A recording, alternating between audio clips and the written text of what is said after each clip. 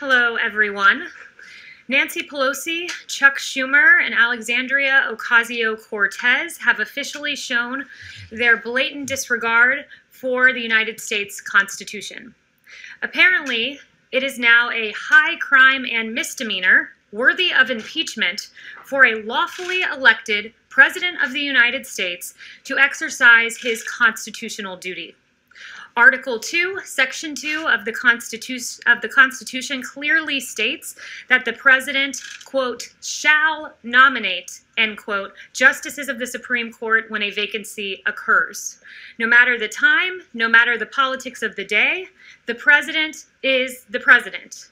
There's nothing in the Constitution that says the President stops being the President in an election year. The President has already appointed 2 strong conservative justices to the Supreme Court, justices who will interpret the Constitution as written.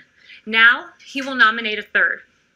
As Senator Ted Cruz reminds us, we're 1 vote away from seeing our religious liberty votes stripped away, from our free speech stripped away, from our Second Amendment being stripped away. Just 1 vote. Contrast the President's solemn constitutional duty with Democrats' search and destroy politics. Nancy Pelosi has vowed to attack the President with, quote, arrows.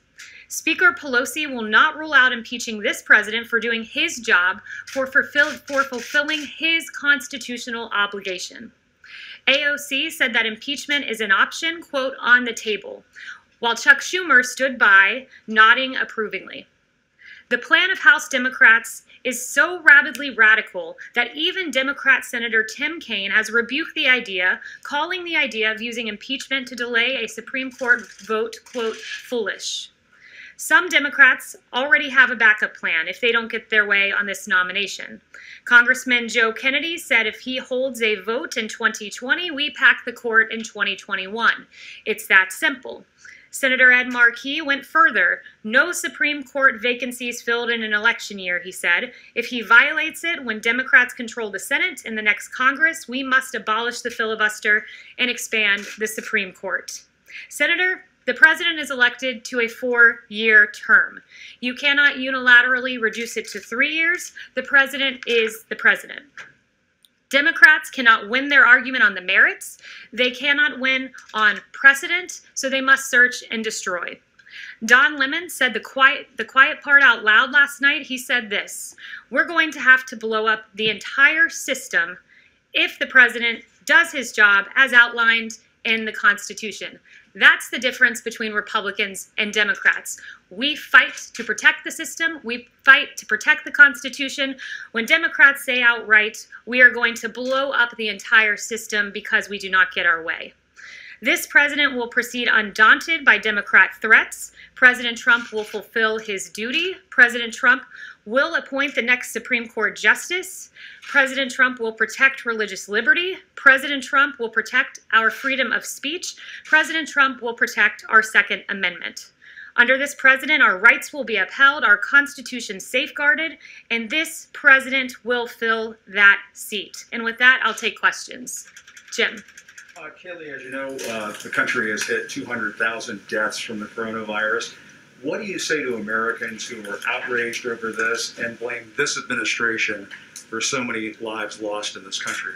Well, as you've heard several doctors in the task force note from this podium, we were looking at the prospect of 2 million people potentially perishing from the coronavirus in this country. We grieve when even 1 life is lost, but the fact that we have that we have come nowhere near that number is a testament to this president taking immediate action, to shutting down travel from China when the other party, Democrats, were saying that was xenophobic, for shutting down travel for Europe, for developing landmark therapeutics that are working like remdesivir. And when you look at the fact that excess mortality, Europe has experienced a 28% higher excess mortality rate than the United States, it's a testament to the hard work done by the task force and this president. If you don't mind if I could follow up, last night the president said at one of his rallies about the virus, and I think he was talking about younger Americans, he said it affects virtually nobody. By the way, open your schools, everybody open your schools. But he said to Bob Woodward, it's not just older people, it's young people too. at 200,000 deaths, shouldn't the president be telling people the truth about this virus at his rallies? The president is telling people the truth, and you're right, Jim, that he was he's talking about... He's saying that it affects virtually nobody and that it doesn't affect young people. He's not telling the truth. Jim, but you're, again, taking the president out of context. I have his full quote here, and you're right that he was referring to young people. He said this. Well, then I'm not taking it out of context. If I said he was talking about younger people, then I'm not taking it out of context. You are taking it out of context because you're making an assertion that he's not giving critical information when, in fact, he is. And I will underscore exactly what he said. And he said this, in some states, thousands of people, and they've had nobody young, below the age of 18, like nobody. They have a strong immune system. That is factually true. You can go to the American Academy of Pediatrics website, the Children's Hospital Association, and they list out a number of states that have had zero pediatric deaths. The coronavirus and then spread it to older people. And we've known this since the very beginning. And for the President of the United States at 200,000 deaths to go out to his rallies and say something like it virtually affects nobody, and that in some states it's not affecting young people, that is glossing over the fact and really diminishing the fact that young people can catch this virus and spread it to older people. Younger people can also be sickened and killed by this virus. Jim, do you have the quote there with you? I have the quote here, yes. Yes, it is exactly as I just read it to you, that in several states they have had zero pediatric deaths. I have the entire list here: Arkansas, Delaware, District of Columbia, Hawaii, Idaho, Kansas, and the list goes on. And as you may not know, Jim, the COVID has a 0.01% mortality rate for people under the age of 18. So it is not a disease that affects young people in the same way as older people, which is the exact point the president was making last night. Yes. One person, Kayleigh, who does believe that the president has the constitutional authority to make a nomination for the Supreme Court and that the Senate has the constitutional obligation to provide advice and consent is Utah Senator Mitt Romney. In the course of the last 3.5 years, the president and Romney have often found themselves at odds, have said unkind, if not intemperate things about each other. How is the president feeling about Mitt Romney today? I haven't spoken to him about Senator Romney, but Senator Romney is recognizing what any of us who take a clear-eyed look at precedent recognize, that the precedent is on our side here. 29 times has there been an appointment during an election year, 29 times. And when you break down those numbers, 19 times when those nominations were made, the Senate and the president were of the same party. 17 of those 19 times, that nominee went on to be confirmed. The 10 times when it was a difference in party between Republicans and Democrats in the Senate and the presidency, only 2 went on to be confirmed. So precedent is on our side, but Democrats are trying to have it both ways here. And I would cite Dan McLaughlin at National Review, who said this, and he's exactly right: choosing not to fill a vacancy would be a historically unprecedented act of unilateral disarmament. So let me just follow up on that if I could. So timing now is the next issue. The president will have 37 to 38 days from the time he makes the announcement to the last time that he could have a vote before the election. Past years, John Paul Stevens was nominated and confirmed in 19 days. Chief Justice John Roberts, 24. Justice Sandra Day O'Connor in 33.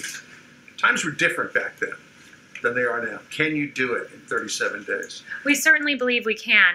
You've heard very optimistic words from Senator Graham. And how will you do it? Well, we will go about this the way we always have, by putting forward a Constitution-abiding textualist, originalist that we believe the American people will appreciate, and we believe will get through the approval process, the nomination and confirmation process, I should say, quite quickly. Yes, Kevin. 2 quick questions. On the 200,000 deaths, will the president recognize that publicly today? At his speech or on Twitter, I mean, is this something that he would like to express remorse over, or simply to people who have lost The president throughout this pandemic has done just that.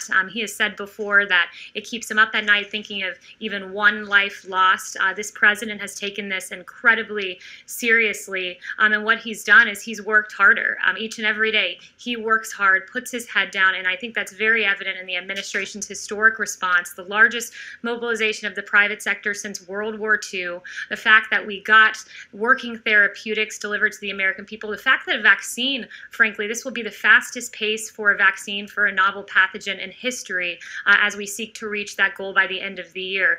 That's what the president does. He takes this seriously. And the fact that you've seen the fatality rate that has fallen 85% since April, and the fact that only 1.5% of emergency room visits are now people sick with COVID is a real testament to the hard work done by the task force and President Trump.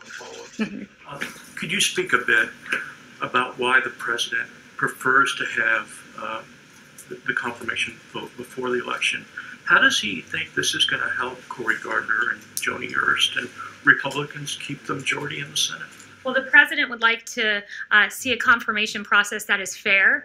I think one of the low points for this process was the Kavanaugh hearings and what Democrats did there, making baseless allegations against Justice Kavanaugh, someone respected prior to President Trump appointing him by everyone. And Democrats really dragged his name through the mud. What happened there was a travesty. And the president wants to see a fair confirmation process, and he wants to see one that does not look like what happened to Kavanaugh. That was a real low point for Democrats. Democratic stumbles in the Kavanaugh confirmation process will help Republicans?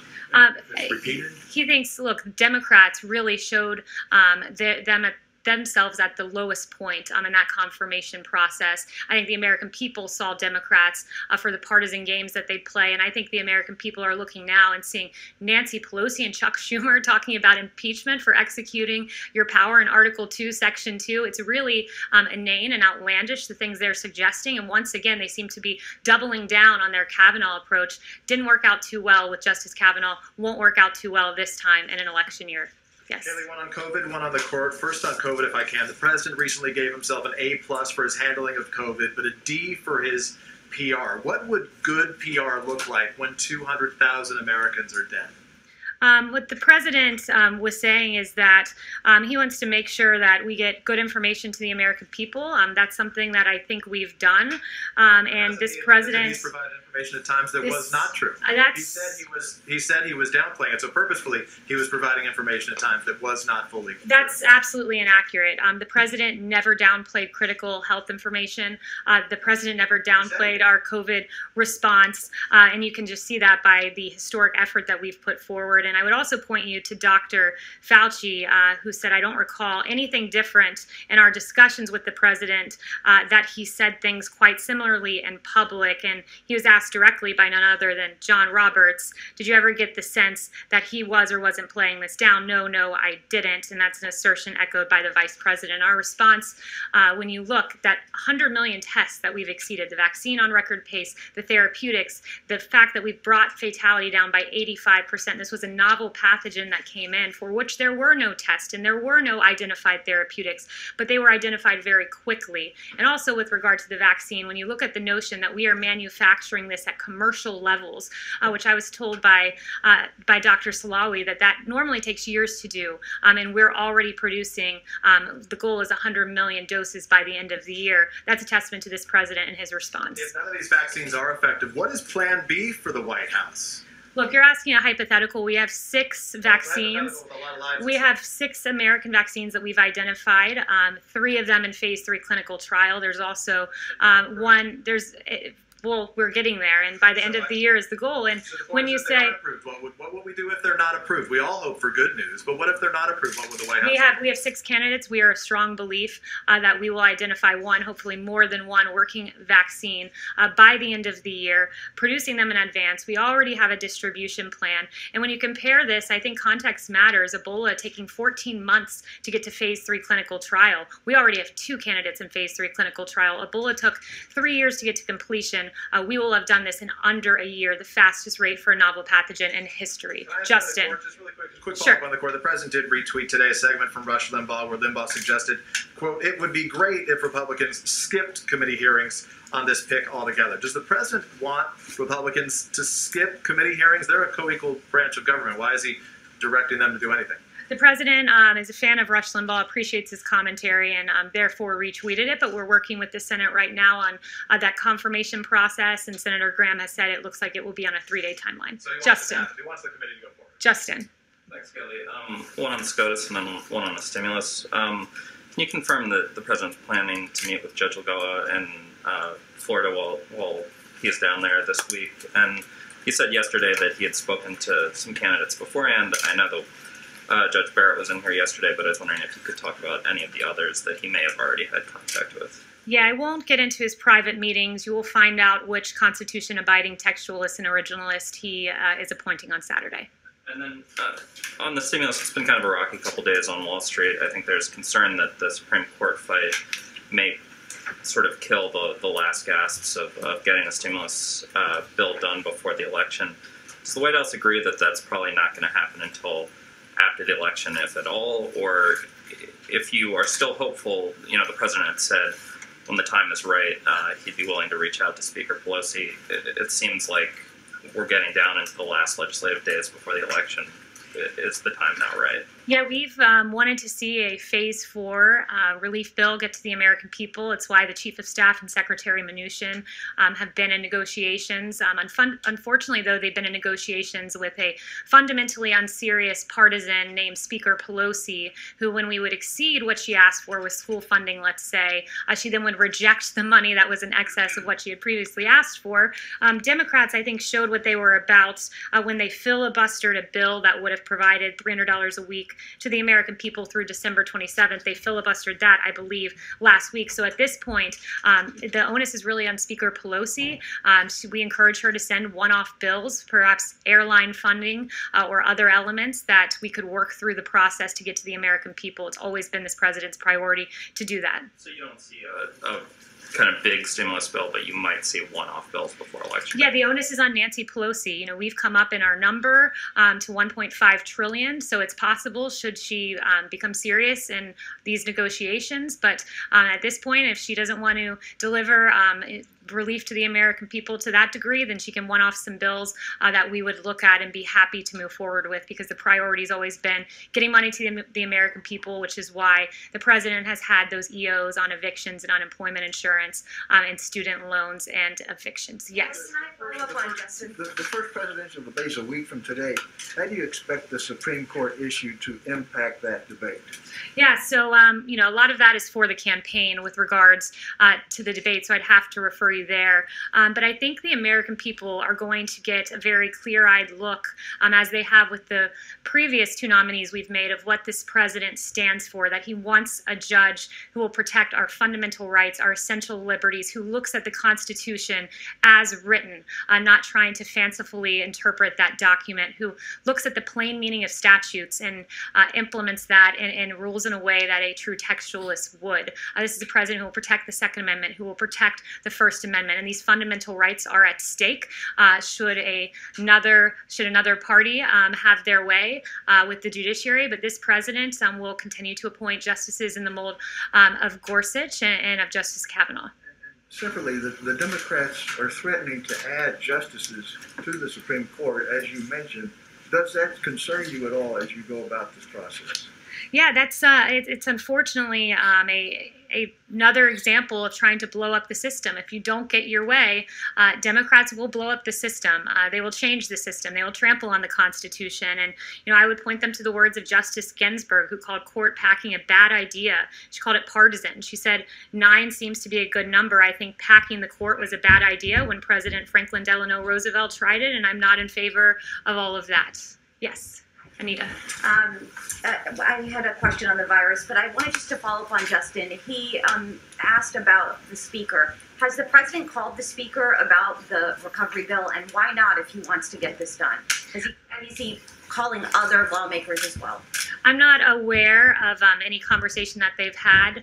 There have been communications through the Chief of Staff, through the Secretary of Treasury, but until Speaker Pelosi becomes serious in her negotiating, instead of she's engaging in political drama, we're really at a stalemate. So it's really, the ball is in her court to become serious in these negotiations. It would carry more weight if the president called than Mark Meadows, correct? They've been negotiating, and when we believe the speaker's in a serious spot, we can move forward with other conversations. But at this point, when you ask for a certain amount of school funding, we exceed that, and then you reject the excess for school funding. It just really shows where her mindset's at. My question on the virus was that some polls are showing that a majority of Americans don't trust what the president is saying on the virus vaccine, and I wondered, you all keep talking about the vaccine possibly coming out. How are you going to get people to believe that the vaccine is safe and that people should go get it when it does come out? What is the process going to be looking like? Yeah, so I think first I want to point out that several of the doctors have been on the record and have said that this vaccine is going through the same rigorous process it should. As Dr. Hana said, I've repeatedly said that all FDA decisions have been and will continue to be based solely on good science and data. As Dr. Fauci said, certainly there are no corners being cut here, and several others like Secretary Azar have been on the record on this. So the members of the task force have all said this is going through the rigorous FDA process, and it will be a good, safe, and effective vaccine. Yes. Just following up to Anita's question on the vaccine, how soon would the president feel comfortable taking a vaccine himself, and would he support a non-American vaccine, perhaps even from China or Russia? So first I would say this, that the president has been on the record saying, I'm happy to be the first person to take the vaccine or the last person, whatever is best for the American people. He believes it'll be a safe and effective vaccine, and one he would certainly be open to taking. And he said this, I'm going to really say something that is not like me. I don't care. I just want to get a vaccine that works. I really don't care if it's another country. I'll take my hat off to them. But currently I think the other vaccine in phase 3 clinical trial is the one in Oxford. Yes. Just to clarify on the Mitt Romney development, with Senator Romney's announcement, does the president think he actually has a bulletproof group of Republicans who will vote no matter what, even before the nominee is named? Or does he fear some defections after that nominee is named and the confirmation hearings begin? No, he thinks his nominee is going to be someone with a stellar track record, someone who, as I've mentioned, several of the qualities, will be a textualist, who will be an originalist, and someone who we believe Republicans will really rally around. And Senator Graham said that he believes that he'll have the votes, and leave it to the senators at this point. But this will be a nominee that will really, I think, unify Republicans. Well, the president has been a pretty good nose counter. Does he think he has 51? I missed the first part of what you said. The president has been a pretty good nose counter. Does he think he has 51? Yeah, I think at this point he's just trying to select the nominee. I haven't spoken to him about the vote count, but we believe that Republicans will remain unified, and we believe that this nominee will get across the finish line. Yes. The president is giving a healthcare speech on Thursday. Is this finally going to be his long-awaited comprehensive healthcare policy? Because there are doubts that such a thing actually exists. No, it certainly does exist. The president, in the next week or so, will be laying out his vision for healthcare. Some of that has already been put out there, like telemedicine and lowering the cost of drugs, but the president, and protecting pre-existing conditions, but the president will be laying out some additional healthcare steps in the coming, I would say, 2 weeks. Yeah. Yes, Yamish. Hi, thanks so much, Kayleigh. I have 2 questions. The first is, the president has said Roe v. Wade would be overturned if he got a chance to change the balance on the court. He said in 2016, quote, if we put another 2 or perhaps 3 justices on, that will happen. Is that the ultimate goal here, to overturn Roe v. Wade? The president and the administration would not ask a judge to prejudge a case, and I would point you to the rule set by none other than Senator Joe Biden at the confirmation hearing of Ruth Bader Ginsburg, when he instructed no questions on how Ginsburg will decide any specific case that would come before her. And as Justice Ginsburg said in her confirmation, no hints, no forecasts, no previews. And Canon 5 of the Model Code of Judicial Conduct also reflects that a judge should refrain from giving specific viewpoints on cases, controversies, or issues. Whether or not the president's quote in 2016, whether he still stands by that he would like to see it overturned. The president's philosophy as he's moving forward with this nomination process is he's looking at a judge that has certain qualities, and that is someone who looks at the Constitution and interprets it as written, interprets the plain meaning of statutes as written, and will be a textualist and an originalist. Second question about the virus. Again, we've marked the fact that 200,000 Americans have died from the coronavirus.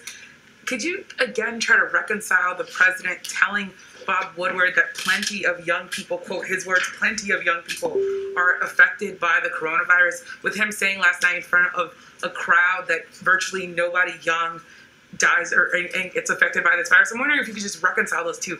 Why did he tell Bob Woodward that plenty of young people are impacted by this virus, but not say that in front of a crowd? Well, as you know, this was a novel pathogen. We now know a lot more about COVID today. And the president actually said that in his speech last night, right before the comments he made. He said, we now know a lot more about the virus, and we know that elderly people, particularly those with comorbidities, are affected by it. And we know that young people are by and large, and in some states, there's been no young people that have succumbed to this disease. And I've listed off a few of the states for you. And we know that a very, very small percentage of those under 18 have actually perished because of COVID. And it was a novel pathogen. Now we know a lot more about it, who it affects, who our most vulnerable are, which is why we've surged testing to communities that are vulnerable, and will continue to make sure that our elderly, those with comorbidities, are protected. Yes. And not continue to try to not have panic. He told Bob Woodward that he wanted to downplay it and play it down to not cause panic. You don't think he's doing that still? The president has never downplayed critical health information. Dr. Fauci, as I noted to you, said point blank, no, he didn't, and that's an assertion that the Vice President Pence, who led the task force, made as well. Yes. Thanks, Kayleigh. The administration has filed an appeal to the Supreme Court on apportionment, trying to make sure that people in the country illegally are not counted when congressional seats are handed out. Sorry, a little muffled. Texas is one of the states that would lose a seat if those people are not counted. The Constitution says that the people in a state are the number that are used for apportionment.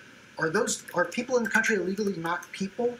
And why does the president not want Texas to have more seats rather than fewer in the U.S. House? Yeah, I haven't done a deep dive into that legal case. I can look into it and get back to you. Yes. Can I ask a separate question? Sure. At the top of this, you mentioned that Democrats have talked about impeachment, and you also said that a president doesn't stop being president in the last year.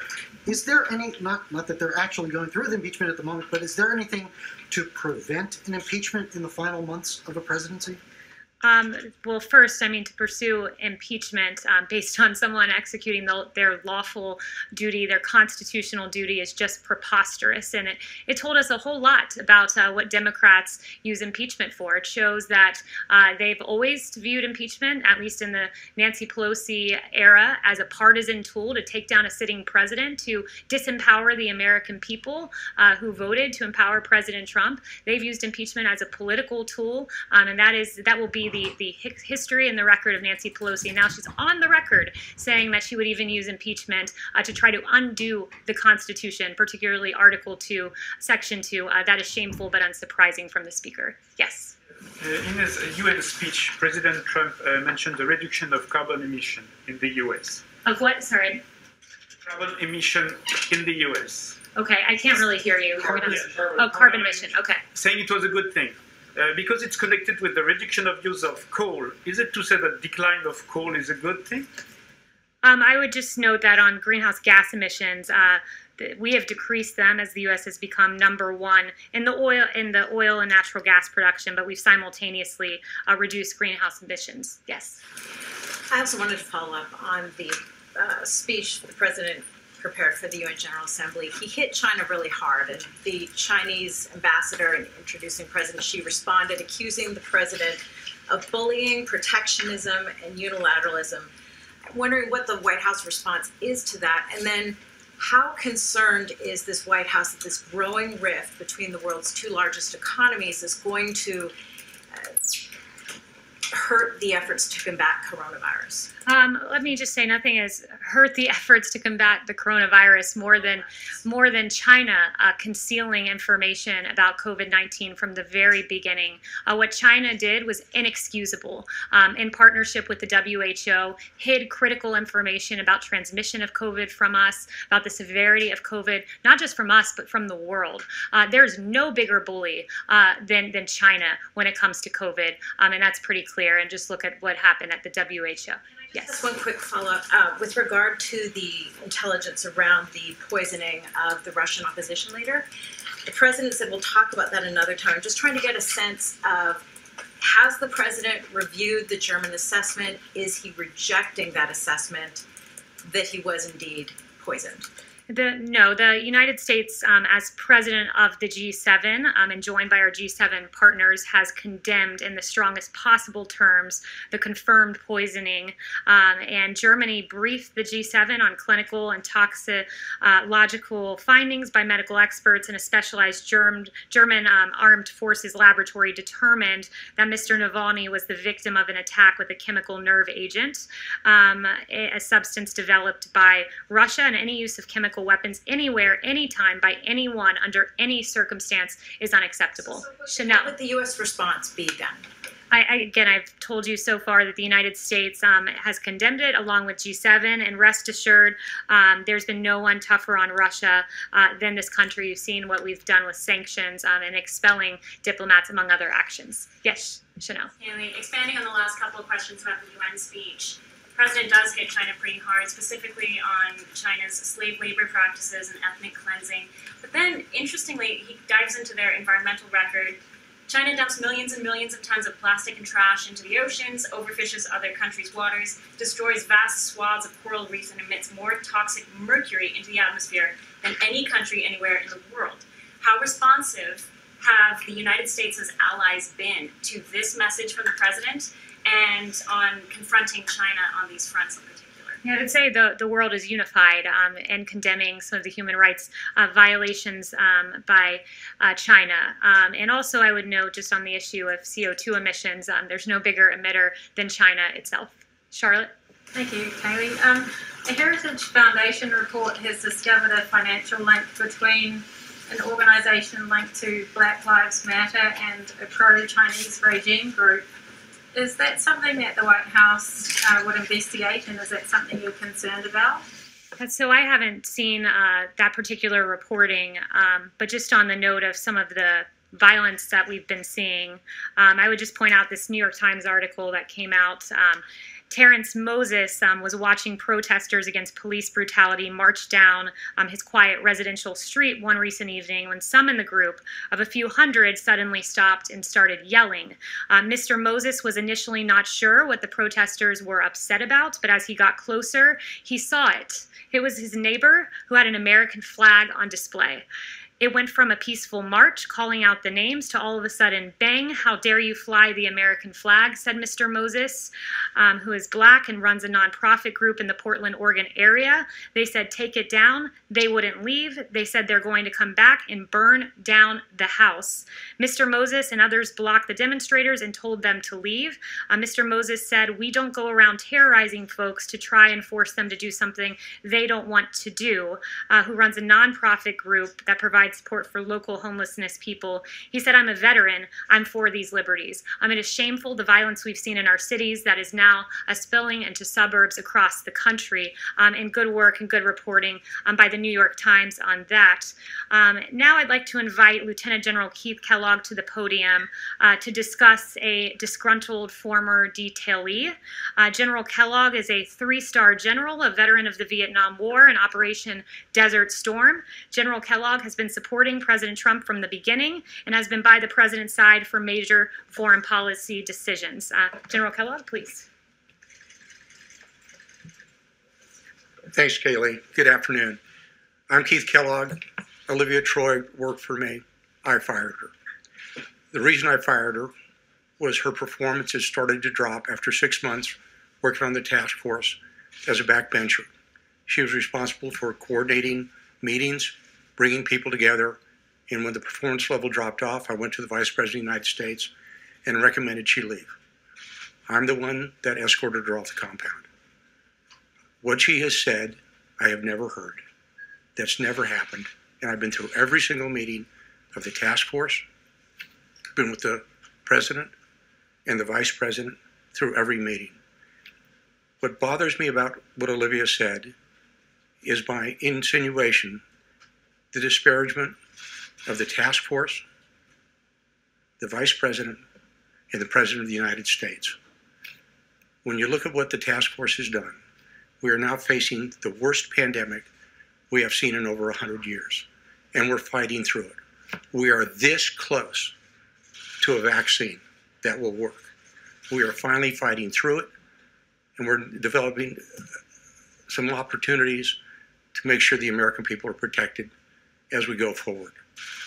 That when we've had the doctors that are out there, when the comments she has made, when you looked at the Dr. Fauci's, Dr. Birx, and Redfield, Stephen Hahn, Dr. Giroir, all of these doctors have worked exceptionally hard for the American people. The president has made some critical decisions all the way along the line. Tough decisions. He made a decision on the China travel ban when we had less than a dozen known cases here in the United States. He was the one who set up the air bridge, working with commercial companies, so we would develop and bring in PPE in 27 hours instead of 27 days. He's the one who went to companies like 3M so we could more rapidly manufacture the N95 mask going forward. He's the one who drove all of those efforts. And I heard the comments made about the people we have lost. Do not think for a minute that that has not bothered us. It does. Because we know on the task force, several of those people, scores of those people, died without relatives because they couldn't get in because of COVID. We know that.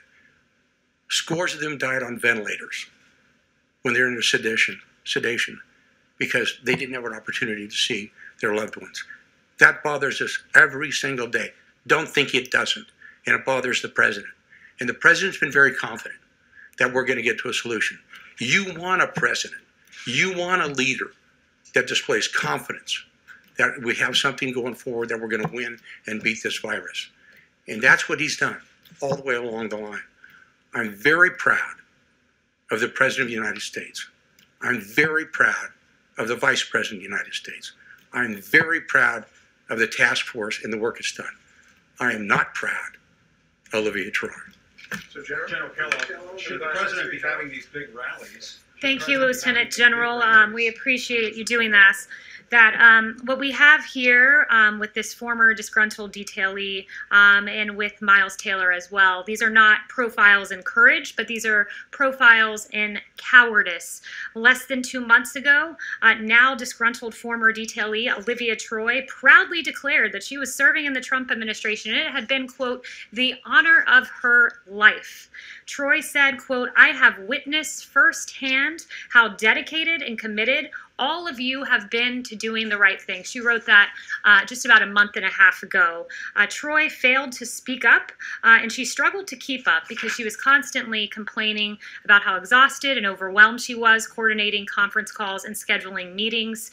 Troy's detail was cut short, and now she's cutting commercials for a fringe club of, quote, never Trumpers who are desperate for relevancy. And the price of admission to this club is fabricated smears and flat-out lies against President Trump. Troy joins the similarly irrelevant Miles Taylor, CNN's latest contributor. Taylor proudly posed for a photo with the president, smiling ear to ear. Taylor wrote that, quote, it was the honor of his lifetime to serve as DHS Chief of Staff. But Miles couldn't go the distance. Those who knew Miles during his short time in the administration knew he could not get results. After he left, DHS actually got the results in securing the border, building the border wall, and more. Desperate to please his new Silicon Valley friends, Miles made up lies against President Trump to fit in. He can now rest easy at Google, having earned his anti-Trump credentials and the approval of his big tech peers. Neither of these individuals knew the president, but they are certainly trying to profit off of their time here in the White House. Flat out lies, and thank you, General Kellogg, for setting the record straight. Thank you.